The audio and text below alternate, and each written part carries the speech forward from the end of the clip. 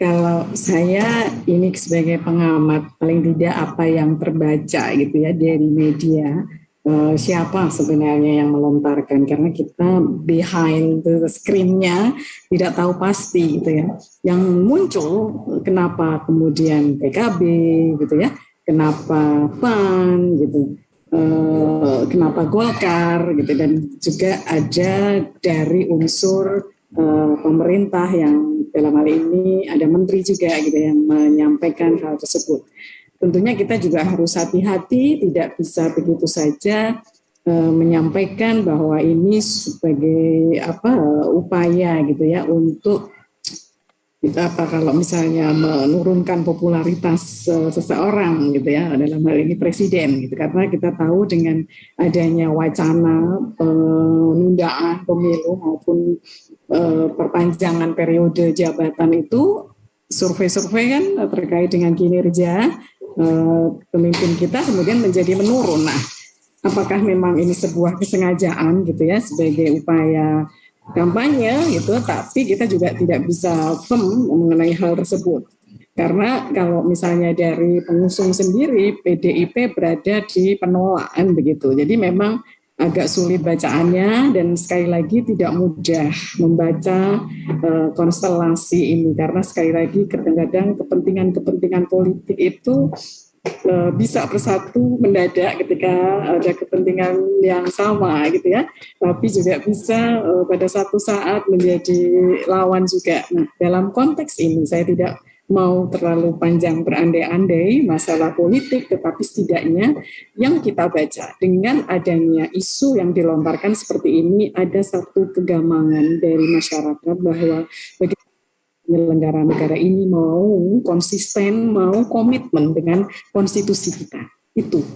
Nah, ketika pertanyaan itu yang dilontarkan, kegalauan yang ada di masyarakat, terutama kita-kita yang concern gitu ya, terhadap mengamankan amanah reformasi 98 misalnya, kita pasti akan kemudian merasa jangan sampai gitu ya terjadi yang seperti itu. Makanya dari hasil-hasil survei kelas menengah atas itu yang lebih concern terkait dengan penolakan terhadap penundaan pemilu. Karena bisa korelasi dengan tingkat pendidikan dan pengetahuan yang kemudian juga lebih care, gitu, lebih peduli dengan masalah perubahan politik itu sendiri. Jadi saya yakin jawaban saya tidak bisa memuaskan Mas Ilham, karena terus terang saya tidak akan berani menyampaikan analisis yang kemudian nanti tidak tepat ya, tapi paling tidak saya mencoba memetakan saja apa yang kemudian hendak diambil gitu ya dari wacana ini, bahwa kemudian kerisauan, kegamangan, kegalauan dari warga negara terhadap komitmen penyelenggara negara bagaimana untuk menjaga konstitusi. Tadi Pak Bambang sudah sangat clear menjelaskan bahwa konstitusi ini bisa kok diubah. Ada secara formal jalurnya, yaitu di pasal 37. Bahkan beliau sudah menghitung secara detail dan di mana peluang itu ada. Bahkan di dalam pasal 4 ICCPR tadi juga ada kebolehan gitu kan untuk melakukan penundaan pemilu. Artinya apa? Secara legal, formal ada salurannya, ada sarananya. Nah, makanya saya karena juga sosiolog hukum, maka saya lebih pada bagaimana sebenarnya penyelenggara negara ini punya komitmen dalam menjaga itu semua. Sebaik apapun undang-undangnya, tanpa ada komitmen yang tulus, yang baik dari para penyelenggaranya, bisa disimpangkan. Jadi di situ Mas, terkait dengan carut marut sekarang ini, kalau saya sih akan kembali kepada hal tersebut. Terima kasih.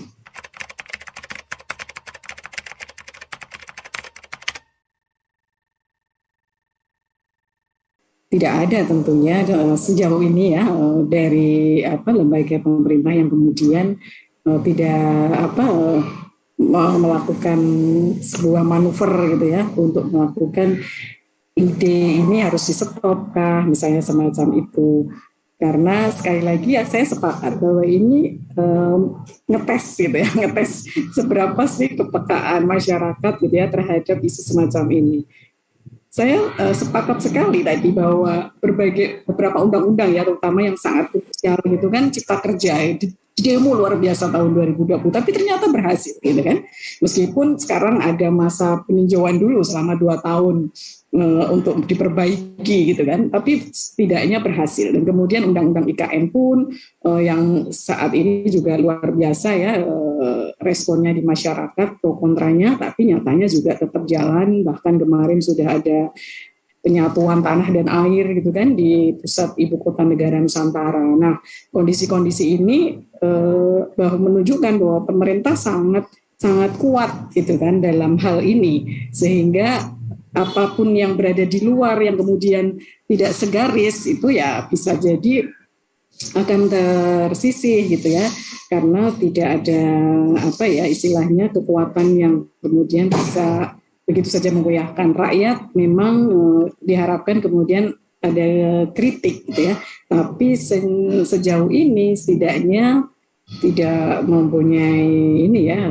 implikasi yang serius terhadap ketidakberhasilan gitu ya menimbulkan apa yang sudah dicanangkan gitu. Satu produk apapun pasti memang ada pro kontra, tapi dalam konteks pencapaian tujuan kita pastinya juga melihat apa sebenarnya yang hendak dicapai oleh pemimpin kita. Hanya saja memang upaya untuk check and balances dari berbagai komponen yang ada ini yang kemudian menjadi penting untuk menjaga langkah dan arah agar tetap konsisten dengan apa yang diamanahkan oleh konstitusi maupun oleh reformasi 98.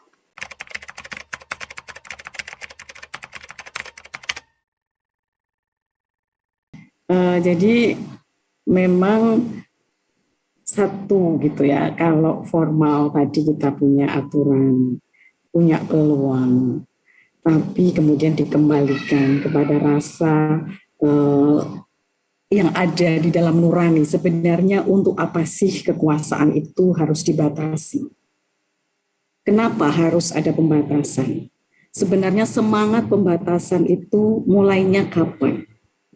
Kalau kita menengok pendapat para ahli Recording stopped. Di mana dulu bisa dikatakan periode masa kuno gitu ya, itu memang upayanya adalah bagaimana melanggengkan gitu ya kekuasaan itu. Peralihan kepada pemikiran Cicero itu sudah mulai bergerak bahwa demokrasi ini kemudian ditujukannya adalah untuk rakyat, kemaslahatan rakyat.